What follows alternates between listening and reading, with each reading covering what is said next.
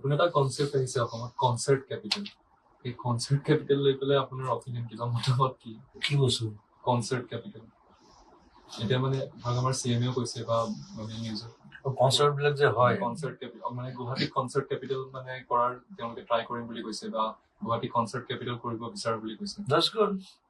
মানে এইটো এনেও আমাৰ কেপিটেলে হয় ন গোটেই নৰ্থ ইষ্টত।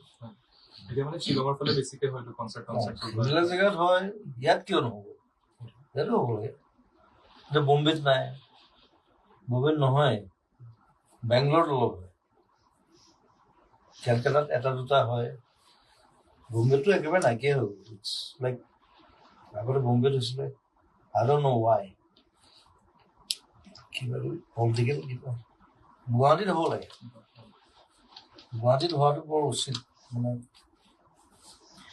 এখন এনেও কেপিটেলে হয় না আমাৰ গোটেই নৰ্থ ইষ্টৰ। ঠিক আছে, শ্বিলঙতো হওক, মইতো বেয়া নাপাওঁ, শ্বিলঙতো হওক, ডিফুত হৈছে, ক'ৰবাত হৈছে, ডিমা হাছাওত হৈছে, নাগালেণ্ডত হয়, মিজোৰামত হয়, চবতে হয় মানে। This is a capital thing. Like ইয়াত হ'লে মানে কি হয়, ইয়াত হ'লে চব মানুহ আহি যায় নহয়। ৰাজধানীটো এইটোহে, গোটেই গেটৱেটো এইটো, ইফালেদি পাৰ হ'ব লাগিব, নহ'লে কোনফালে পাৰ হ'ব? We are the kings. ইয়াত হওক, ফুটবল হওক, কনচাৰ্ট হওক, ক্ৰিকেট হওক, it should be the capital. Yes. অকল কনচাৰ্ট বুলি নহয়, মই স্পৰ্টছমেনকো মই আৰ্টিষ্টৰ মাজত ধৰোঁ।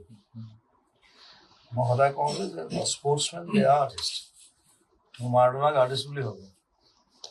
He is not a sportsmen, he is my favourite.